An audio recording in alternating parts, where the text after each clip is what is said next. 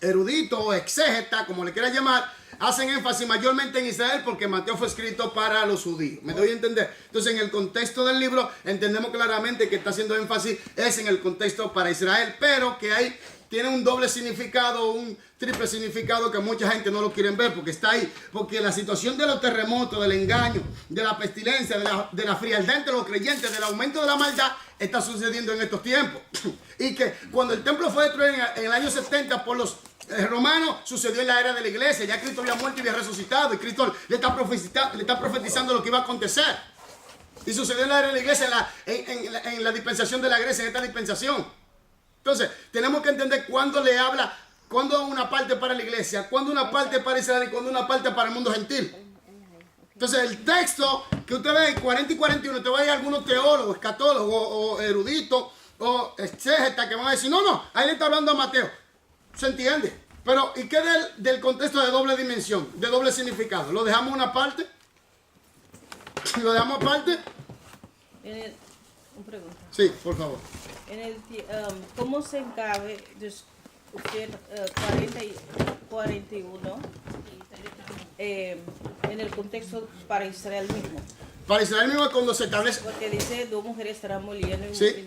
serán tomadas, pero ¿cómo? ¿Cómo? Si solamente... Cuando Cristo establezca el milenio, entonces Cristo va a decidir quién entra en su reino y quién no. Del milenio. Exactamente, porque está hablando de la segunda venida, del implantamiento, del implantamiento del reinado milenial y de la promesa que Dios le hizo a Israel. Ayer estaba en la escuela y dieron Apocalipsis. Salieron diciendo que el nombre anticristo no está en el libro de Openbaring, de Revelación. El nombre mismo anticristo no está. Entonces, también dijeron que el millennium no se puede basarse que habrá paz en ese tiempo. Entonces yo no podía callarme porque son muchos, demasiado para mí. Ahí. Bueno, hermana, perdona que le interrumpa. Entonces, como está perdona que le interrumpa. Oiga, aquí. Es duro. Tú estás sentado en una aula donde te están masacrando y tú no puedes hablar. Es duro. Yo sé por lo que usted está pasando. Por eso yo le digo, gloria a Dios que usted ya tiene una base, que sabe la cosa. Pero ahora usted entiende el peligro, los que están allí sentados. Por algo, ¿no? Yo estoy allí, porque para que nos podemos entender qué son teología. Cuando dice, mira, capítulo 20, habla del milenio. Si Jesús reina, habrá paz, justicia. Usted no puede debatir. Pero ellos dicen, no, pero depende del punto de vista que usted tiene. Sí, porque el punto de vista de ellos, no de la Biblia. Hay 4 o 5. Sí, pero el punto de vista de ellos. Ahora, ¿cuál es el punto de vista bíblico? Exactamente. Ahí es que está el punto. Por eso yo le digo a ustedes el contexto, la ley de la gramática. Oiga bien, hermano, por favor, se lo ruego, se lo imploro. Oiga, en el nombre de Jesús de Nazaret, aprenda bien las reglas de interpretación. Por el amor de Cristo se lo digo. Para evitar estos problemas. Pueden haber 1000 puntos de vista, pero ¿cuál es el punto bíblico? Y también, como hicieron como énfasis solamente Apocalipsis, pero tú no puedes leer algo, aunque el nombre anticristo no está allí, tú no puedes sacar. ¿Y el contexto bíblico? Interpretación porque la Biblia se interpreta a sí misma. Sí, pero ahí que encaja entonces el contexto bíblico. Ya, entonces, ¿cómo tú puedes usar solamente Apocalipsis y decir, el anticristo no está, entonces no habrá anticristo? Entonces, ¿qué de Zacarías, qué de Ezequiel, qué de Daniel? ¿Qué hacemos con ellos? ¿Lo tiramos? Qué fácil decir de ellos la cosa. Y cuando le hago preguntas se pone muy nervioso. Dice, No, porque no porque no es mi prioridad, dice. Como que hermana, yo vuelvo y repito, y póngame atención aquí. Esto no es orgullo, ¿eh? Por favor, no me malinterpreten. Mucha gente que están enseñando teología no están seguros ni siquiera lo que están enseñando. Algunos ni siquiera son cristianos. Y otra cosa, ni tan bien preparados. Porque yo se lo digo personalmente yo. Ni tan bien preparados. Entonces los que no son cristianos son más peligrosos y son Ni tan bien preparados. Cuando tú oyes una persona y dice, no es mi prioridad, di mejor, es que no tengo suficiente argumento Claro. para poder, Como sé. por eso yo le digo, mira hermano, yo aquí en el estudio le enseñamos de toda clase de puntos de vista, de todas las cosas teológicas, hermenéuticas, pero del púlpito yo quiero predicarle Apocalipsis, Daniel, esa cosa que se prepare. Pero aquí le enseñamos las cosas. ¿Qué es lo que quiero decir con esto? Esto es bueno que suceda para que usted vea, hermano, dónde estamos parados. Es Y hay triste. personas que me preguntan, pero tú sabes mucho por qué tú vienes a escuela. Me preguntan. Dice, hello, you have thought of me. Usted no paga por mí. Entonces, por algo el Señor me envió allí. Porque no se soporta que yo... Porque todo el mundo queda así viendo. Y yo a veces, yo trato... pero a Chalén, veces- este Chalén. Y el maestro está hablando, y este Chalén. Y el maestro, baja la mano. Alabado sea Dios. Bueno, pero hermana, dele gloria a Dios. Amén, amén. Por eso yo digo, miren, yo sé una cosa. Y esto no es orgullo. Nosotros enseñamos, como le dijeron a Diana, y a ti te dan ese libro verde. Ese libro es para la gente de alto nivel para nosotros y sin embargo nosotros le enseñamos como básico. Dime, ¿a quién le creo? Y le dijeron, ¿qué te dijeron? Qué triste que no lo damos en holandés. Así que prepárese, hermano, para que lo den en holandés. Ese estudio porque le interesaba, yo le enseñé los libros que teníamos. Digo, wow, pero y lo dan solo en español. Ellos lo tienen en holandés e inglés. Que no, él no, pero ella quiere tomar el estudio porque me estaba dando a mí, Ok. mi trabajadora social. No, lo tienen en inglés y tienen holandés. Sí, ella me lo enseñó en inglés, por eso sabe que estábamos dando ese libro. Sí. Entonces, ¿qué pasa? Nosotros, ese nivel que ellos ven como alto, nosotros lo damos como base. Wow. Entonces, yo te puedo saber a qué clase, por eso yo digo, esto no es orgullo ni el tibio, pero yo sé una cosa, Dios le ha dado a esta iglesia una luz muy especial de su palabra. Oiga, y no es porque uno está aquí, no, es porque Dios le plujo en su misericordia, su gracia, su piedad y su perdón, danos eso a nosotros. Amén. Entonces, es triste, por eso yo digo, el contexto bíblico es muy importante. Tú nunca vas a poder, oye bien, nunca vas a poder estudiar Apocalipsis fuera de Daniel, fuera de Zacarías, fuera de Ezequiel y fuera de Mateo 24 y otras fracciones de la Biblia. Tú no puedes, no se puede. Fuera de su contexto. Fuera de su contexto no puede. Porque tú tenías que decirle, Charlene, ¿y cuál es el contexto de Apocalipsis? Ellos dicen, sí, mencionan adoración y hope, un futuro, esperanza. Hermana, Oh, No, ya, this is what's happened. No tienen más, entonces ya. hermana, órele para que Dios, ore por esos hermanos allí. Sí, porque ella misma dijo que el año pasado dio ese estudio. Entonces una hermana vino a ella y dijo, no entiendo nada. Entonces se sintió mal. Dice, volví a casa y leí el libro de Apocalipsis. Yo cogí comentarios y todo. Yo dije, entonces espero este año que usted entienda. Entonces no tampoco no está tan... No, lo que pasa es, oiga bien, cuando usted enseña Apocalipsis, le voy a decir algo. Usted tiene que tener primero la luz del Espíritu Santo. Claro. Y la guía del Espíritu Santo, le voy a decir algo. Mínimo se dice que para usted enseñar escatología bien, tiene que durar 6 años mínimo. Porque son el 40-65% de la Biblia. Eso es mucha Biblia. Eso es mucha Biblia. Entonces, ¿qué pasa? Que si tú estás estudiando, la gente no sabe lo que decir. Cuando una persona dice, yo estoy estudiando Apocalipsis, la gente no sabe a profundidad. Cuando tú solo dices a una persona que conoce el punto escatológico, dice, tú estás estudiando Apocalipsis, tú me estás diciendo a mí que tú estás adentrándote a un 40-65% de las escrituras.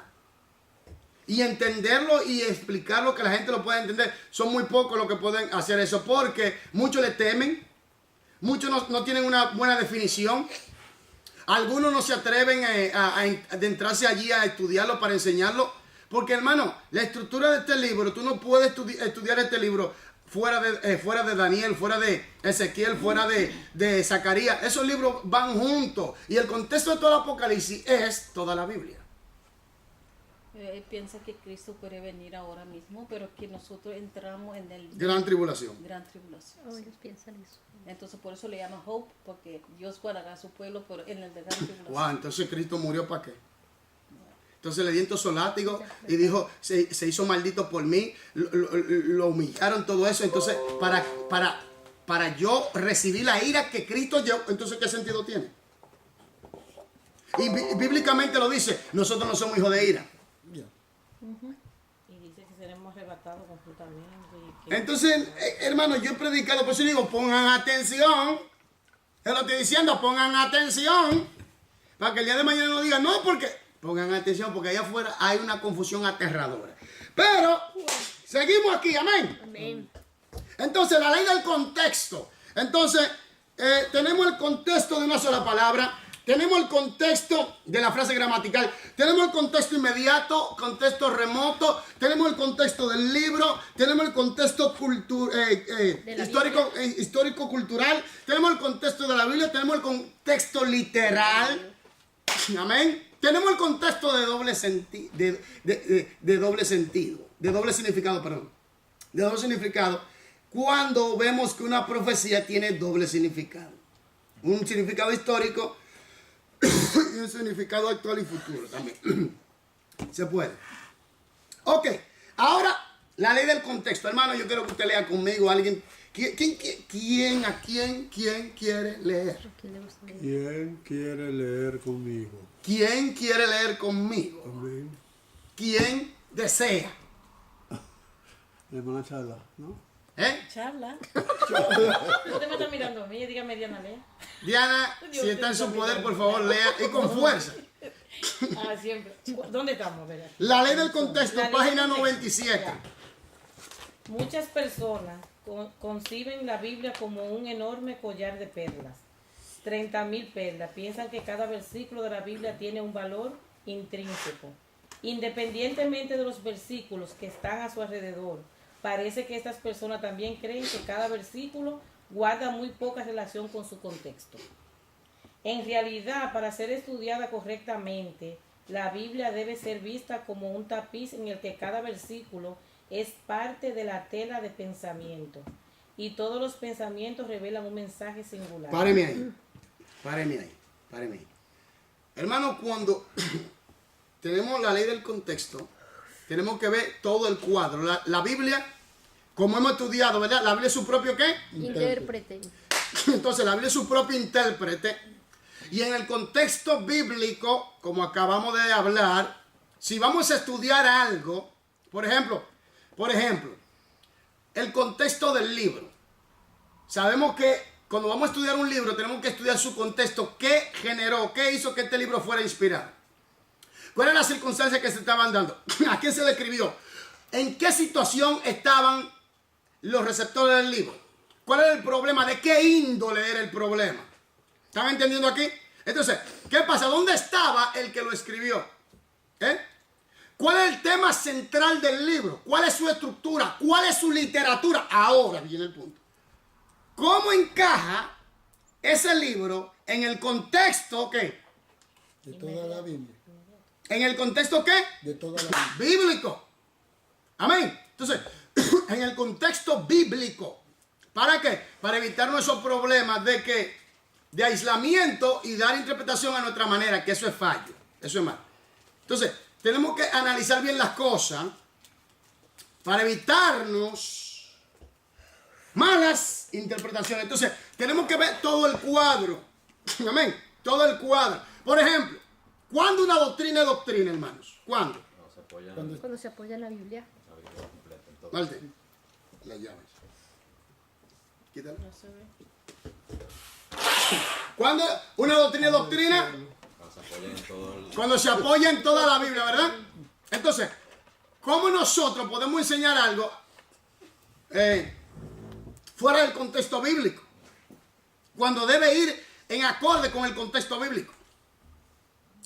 Por eso muchas doctrinas que están enseñando ahí afuera o por internet, donde quiera, no son bíblicas, porque la Biblia no lo apoya en su contexto bíblico. Entonces, tenemos que analizar siempre y cuando en el contexto bíblico.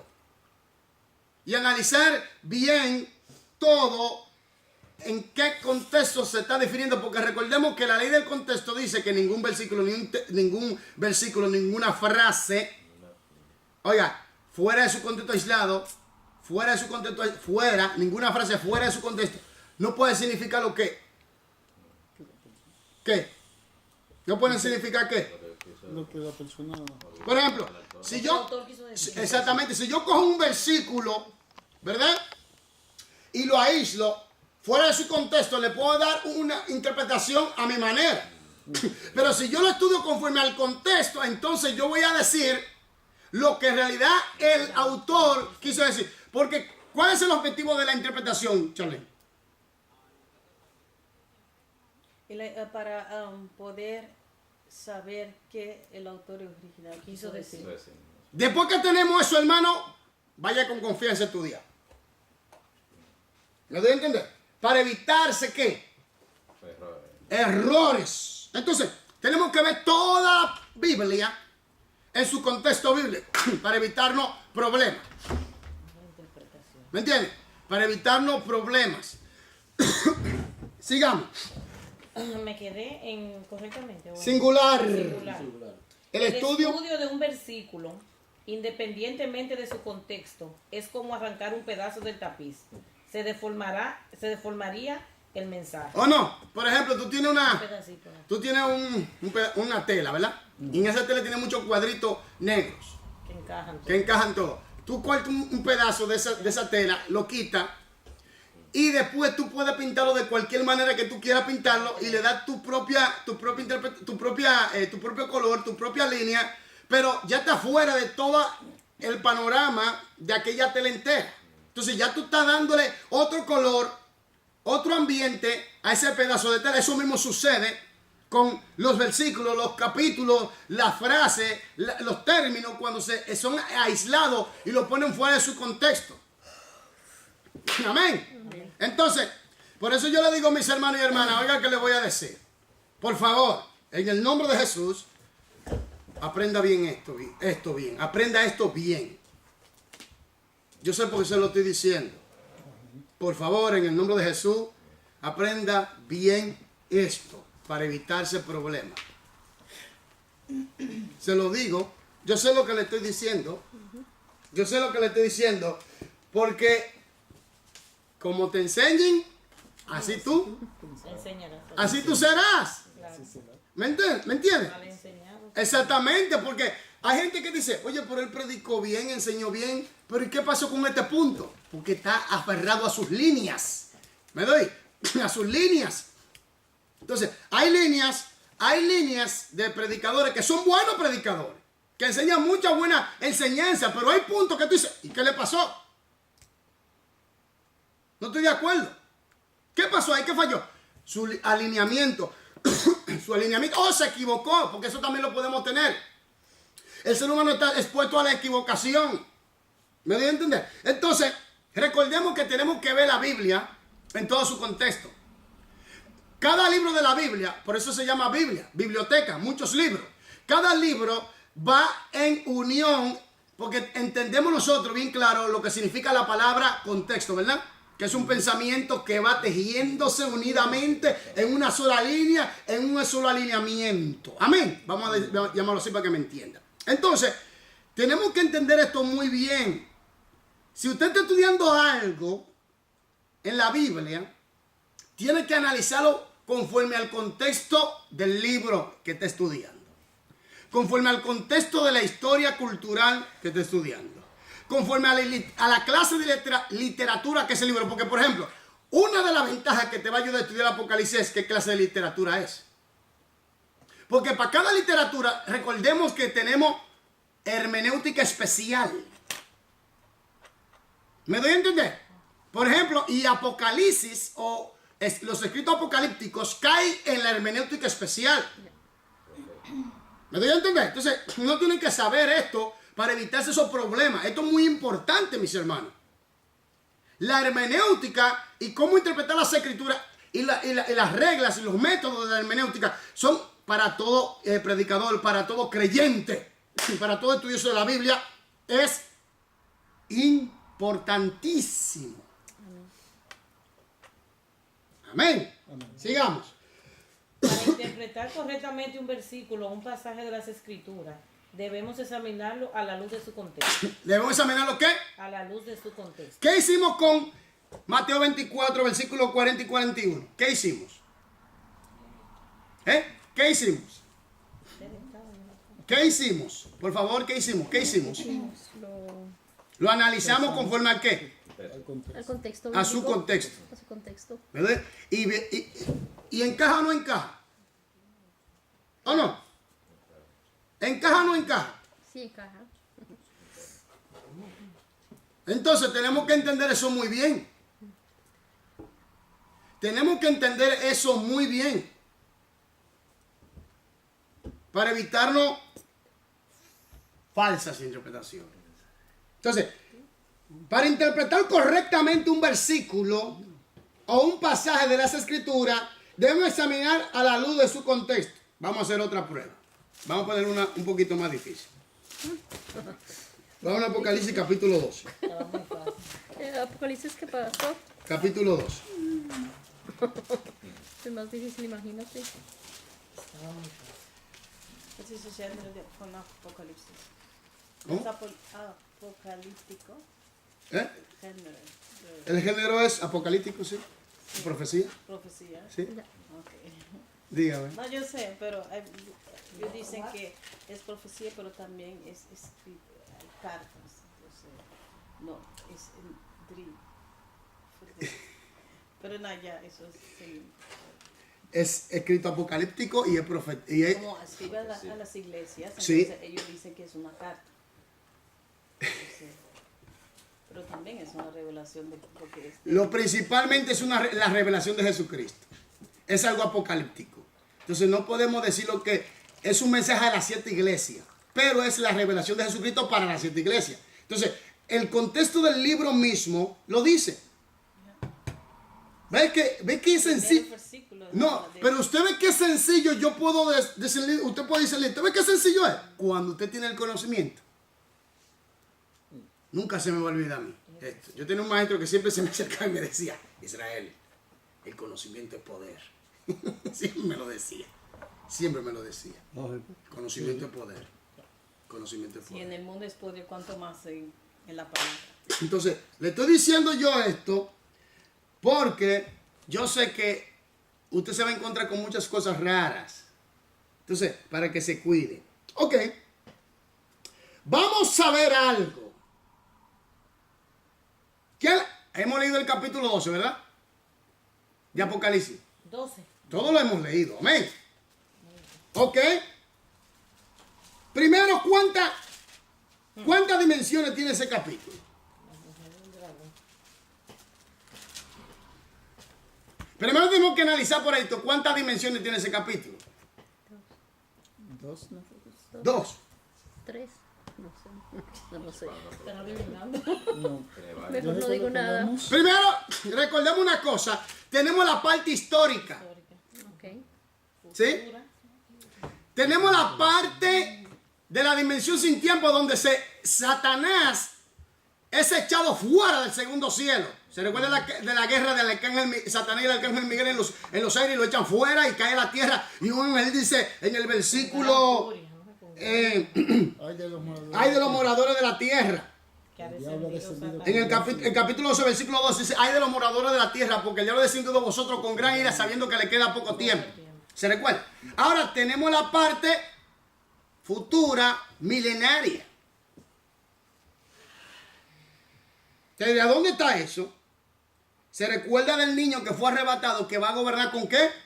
con vara de hierro. ¿Quién es ese niño? No es Jesús. Es Jesucristo, que va a reinar ¿cuándo? En el milenio. En el milenio. ¿Se recuerda? Ya. ¿Usted ve todas esas dimensiones que están ahí en ese capítulo? So, Ahora, cuando la parte histórica habla de cuando Herodes iba a matar al niño, ¿se recuerda? ¿Me entiende?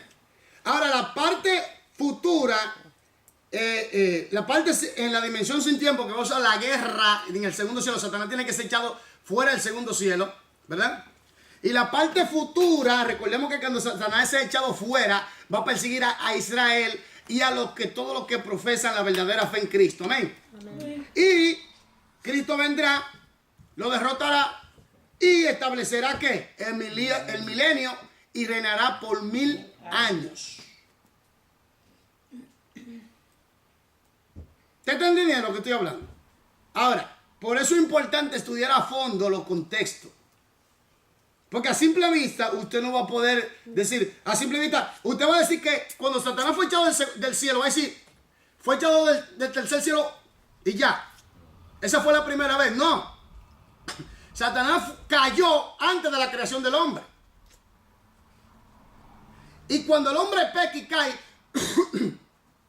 el enemigo se establece en el segundo cielo. Ahora, en el segundo cielo, recordemos que nuestra guerra es contra ¿qué? Potestades, principados, potestades, gobernadores, legiones satánicas en las regiones ¿qué? Celeste, el segundo cielo. Entonces, esta guerra tiene que acontecer, todavía no ha acontecido. Por eso muchos se confunden ahí. Porque cuando Satanás tienta a Adán y a Eva en el Edén, ya Satanás ya le había caído. ¿Se entendieron? ¿Había caído? Ya había caído. Antes ya había caído. Comió, claro. ¿Me entiendes? Porque antes de la creación del hombre, ya Lucifer y la tercera parte habían caído. Oiga lo que le estoy hablando. Porque cuando Dios crea a Adán y a Eva y lo tienta, ya él estaba caído. Porque un ángel de Dios no va a hacer caer a los hijos de Dios. Entonces ahora viene el punto que cuando usted analiza este punto y el capítulo 14 de Isaías y el capítulo 28 de Ezequiel, usted se da cuenta que su caída sucedió antes de la creación del hombre. Entonces tenemos una dimensión sin tiempo. Ya, la dimensión sin tiempo. Ahí, esa guerra todavía tiene que acontecer. Esa no es la primera caída, no. Esa es, vamos a decir, donde él será arrojado del segundo cielo. Porque ya el tercer cielo, él perdió su posición. ¿Me doy a entender? Entonces, en Ezequiel capítulo 28, allí tú lo puedes encontrar. En Isaías capítulo 14, allí tú lo puedes encontrar su caída. Y después, entonces, en el capítulo 12 de Apocalipsis, allí usted ve que es echado fuera del segundo cielo, no del tercer cielo. Por eso es importante saber la cronología de los acontecimientos, para evitarse también malas interpretaciones y confusiones. Diga. Yo escuché muchas veces algunas personas que dicen que no es necesario saber nada de Apocalipsis. Pero, por ejemplo, en esa escuela ellos te enseñan, hay 4 o 5 interpretaciones. Prehisterista, futurista, idealista y... No, esas son las del... no, porque tú tienes, por ejemplo, observa, y eso lo enseñamos aquí, pero tú tienes, por ejemplo, en cuanto al punto del arrebatamiento, tú tienes, por ejemplo, los mesotribulacionistas, estos creen en la mitad de la gran tribulación. Okay. Tú tienes a los post-tribulacionistas, ellos dicen que la iglesia pasa por los 7 años de gran tribulación. Tú tienes a los del arrebatamiento parcial, que va a haber diferentes arrebatamientos. Okay. Tú tienes, que van a haber diferentes arrebatamientos. Por ejemplo, ellos dicen que la multitud que Juan ve en el capítulo 7, versículo 16 en adelante, si no me equivoco, donde la gran multitud que él ve, él dice, que algunos intérpretes dicen que esos fueron sacados de la gran tribulación y que fueron arrebatados en diferentes tiempos. Pero es otro punto. Ahora hay otro punto que dice que no hay arrebatamiento. Entonces, tenemos ese punto también. Ahora, el punto más bíblico es el pretribulacionista, el arrebatamiento antes de la gran tribulación. La iglesia se arrebataba, entonces comienza lo que se llama la semana 70 de Daniel, que es Apocalipsis capítulo 6 hasta el 19, cuando Cristo viene y le pone fin. Del capítulo 6 hasta el capítulo 18 no se menciona la iglesia. En el capítulo 19 Cristo viene y nosotros con él. Amén. Es como depende lo que usted cree, así tú vives. Entonces, si ellos te dicen que escoge uno, no tendrá influencia sobre la forma en la que tú piensas, cómo vives. Si tú piensas que eso no va a venir, no va a arrebatar. Pero una pregunta que yo me hago, ¿cuál es el punto bíblico? Porque esto no... Como dicen que es un libro difícil, que dice que muchas personas, casi nadie lo entiende. Dice. Entonces, Dice, entonces, Según depende lo que a ti te... Pregunto, ¿qué dice el texto bíblico? Dice, yo lo freno, tú eres... No, es que tú no, es que dice el texto bíblico. Aló, aquí. ¿Qué dice el texto bíblico? ¿Qué dice el texto bíblico? Porque la pregunta que yo me hago, ¿cómo Cristo va a hacer una revelación de sí mismo si no lo vamos a entender? Pero dice que una persona, lo que tú crees, por ejemplo, futurístico, tú puedes entender e encontrar muchos versículos que apoyen ese punto de vista. Por ejemplo, el post, tú puedes usar muchos versículos para apoyar ese punto de vista. Aló. ¿Cómo lo están usando? ¿Cuál es la interpretación que están usando? Porque si usamos el método alegórico, todo se puede allí. Pero si usamos el método como la Biblia enseña, gramático histórico, como debe ser, como Jesús lo usó y como los apóstoles lo usaron, entonces vamos a ir al contexto bíblico lo que enseña. Porque yo puedo coger un montón de versículos y apoyar cualquier teoría a la forma mía, pero ¿qué dice la Biblia? ¿Cuál es su propio intérprete? La Biblia. La Biblia es su propio intérprete. Entonces no es lo que yo diga, es lo que la Biblia dice. Que aquí que viene el problema.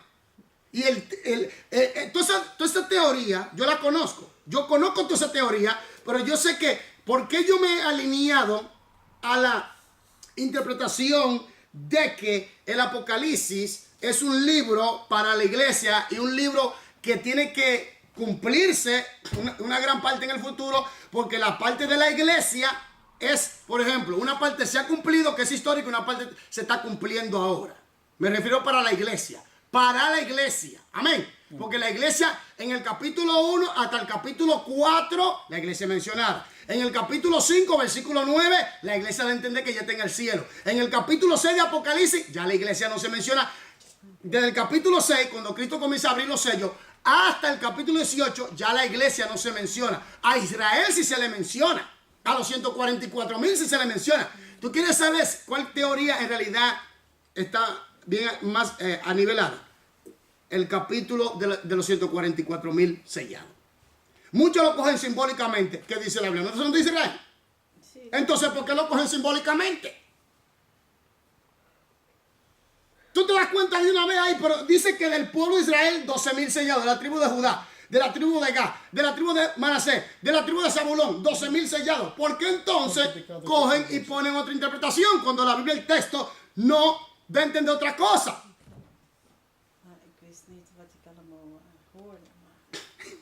Dice que Cristo no va a reinar sobre esta tierra después de la gran tribulación, el 21 juicio que también pasamos, dice, Nueva Jerusalén va a bajar y ahí entonces habrá paz.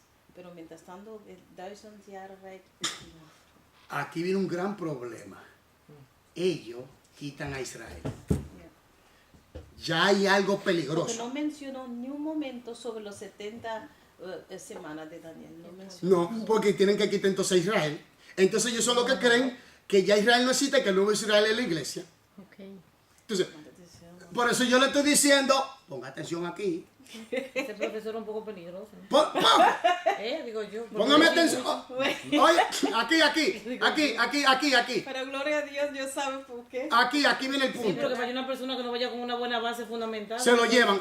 Hermano, hay gente que han perdido su fe en una aula teológica. Sí. Wow. Oiga lo que le estoy Hay diciendo. personas que enseñan que la palabra no es completamente verdad. Eso lo hemos estudiado aquí. Si tú no es verdad, ¿para qué no están mandando? Por eso lo hemos estudiado aquí. Ponga atención. Tiene teoría que apoya supuestamente que no toda la palabra, que la Biblia contiene cierta verdad, pero no todo es la palabra. Sí, Entonces yo le estoy diciendo, ponga atención, porque todo eso aquí nosotros lo hemos enseñado. Y si usted pone atención, usted va a salir de aquí con buena base, va a aprender bien las escrituras, los métodos de interpretación como deben ser, y se va a evitar caer en esos problemas. Amén. Amén. Yo sé por lo estoy diciendo, yo sé lo que le estoy diciendo. Dele gloria a Dios que usted tiene una buena base, hermana. Dele gloria a Dios que usted sabe las cosas bíblicamente. Dele gloria a Dios por eso. Tú sabes cuando tú puedes entender, cuando tú sales afuera, tú vas a decir, oh, ok, entonces tú vas a ver la diferente interpretación y dices, gracias a Dios. Amén, amén. ¿Entiendes? No, por eso yo le digo a usted, aprenda bien esto. Yo sé por qué se lo estoy diciendo. Porque yo he enfrentado todo eso y yo sé lo que le estoy diciendo a ustedes. ¿Entiende? Aprenda bien esto para que se evite dolores de cabeza y que pueda ayudar a otros. Eso sí, ¿verdad? ¿Me entiendes? Porque es así. Entonces, el libro de Apocalipsis siempre ha sido un libro controversial, pero en realidad, los verdaderos hijos de Dios les va a gustar ese libro. Porque es la revelación de Cristo para su pueblo. ¿Me dio a entender? Entonces, hay que ver el contexto. Sigamos leyendo, por favor. Debemos saber hablar del contexto, ¿no? Este incluye desde los versículos que están inmediatamente alrededor hasta la situación histórica en que fue escrito. Este principio puede ser expresado de la forma siguiente, como una ley de interpretación. Párenme ahí. Pongan atención ahora aquí. Pongan atención ahora aquí para que se eviten muchos problemas. Léalo con cuidado esta oración. Sí. Ningún versículo o frase puede significar en forma aislada lo que no significa dentro de su contexto más amplio. Si sacamos el libro de Apocalipsis fuera de su contexto, ¿qué estamos haciendo entonces? Bueno, Una locura se vuelve. ¿Me doy a entender? Porque tenemos diferentes interpretaciones. ¿Por qué? Porque algunos usan el método alegórico espiritualizan. Otros dicen que ya el libro se cumplió. Sí. y la tribulación- Los historicistas dicen que el libro de Apocalipsis se cumplió. ¿Quiénes son Y los entonces, ¿qué historiadores? estamos Eso es una línea teológica, los historicistas que existen. Ok.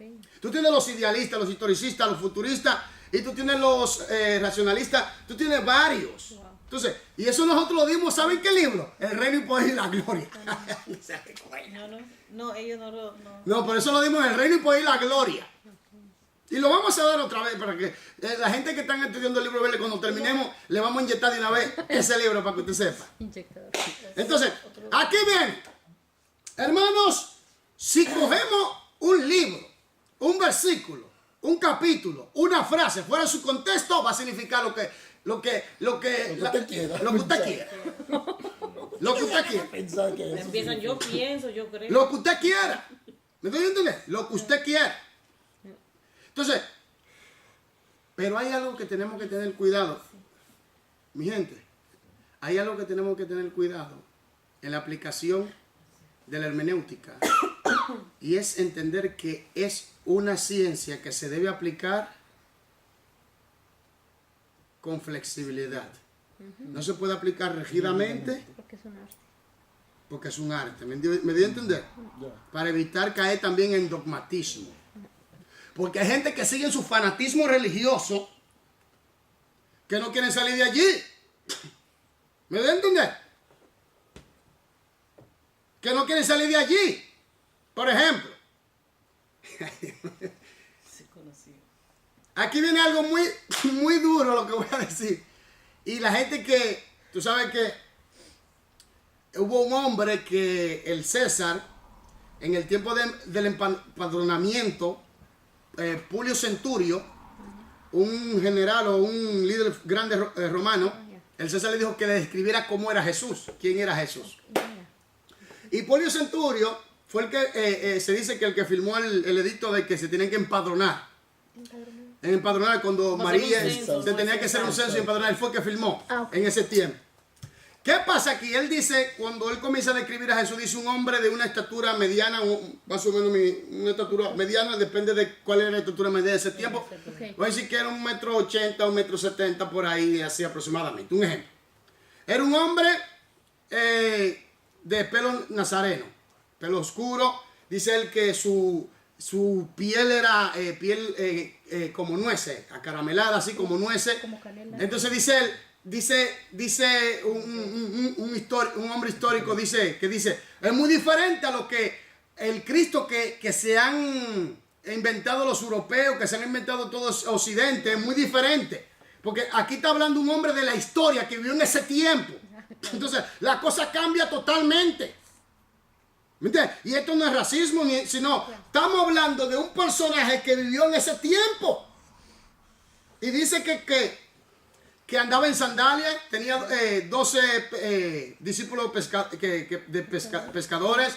Dice también que era un hombre que cuando tú lo veías a simple vista, tú como que te querías burlar de él, pero cuando él se acercaba a ti, que te miraba con esa mirada penetrante, Uy. te daba el sentir de amarlo. Y dice él que vivía ministrando tanto que mayormente después de la administración lloraba. Oh, qué lindo. Wow. Casi no dormía. Wow. Ese era el ministerio de Jesús, según Publio Centurio.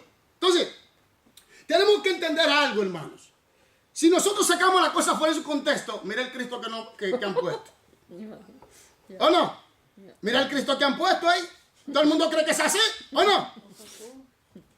La cosa está rara ahí, tú dices, pero cuando tú te metes a la historia, a investigar, a buscar, el que busca ¿qué? Entonces dime. Entonces ahí es que está el punto.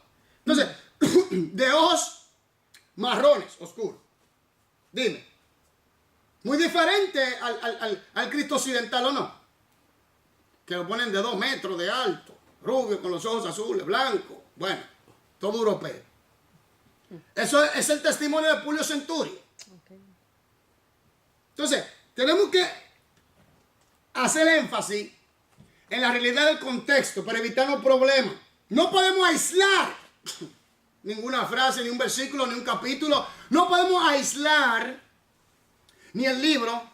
No podemos aislarlo de su contexto gramatical. No podemos aislarlo de su contexto histórico-cultural. No podemos aislarlo de su contexto literario. No podemos aislarlo de su contexto inmediato, contexto remoto. No podemos aislarlo de ninguno de sus contextos para evitarnos malas interpretaciones y saber aplicar flexiblemente las reglas de interpretación bíblica, los métodos, las reglas para evitarnos las malas interpretaciones. Esto es muy importante, la ley del contexto. Por eso tenemos todas esas locuras. Otra cosa es, vuelvo y repito, no se deje llevar. Ah, no, porque ellos creen de esa línea, espérate. Ellos están usando un método para apoyar esa línea, ¿o no? Ahora, ¿es el método coherente con el contexto bíblico? Esa es la pregunta. Porque si nosotros partimos de que la Biblia es su propio intérprete, entonces nosotros vamos a ir a la Biblia para que el Espíritu Santo a través de las Escrituras nos diga a nosotros lo que la Biblia dice. Entonces nosotros vamos a repetir lo que la Biblia dice. No vamos a ir a apoyar una ideología tergiversada porque fulanito dijo, porque Calvino dijo, porque Martín Lutero dijo, y todo el mundo dijo, pero ¿qué dice las Escrituras?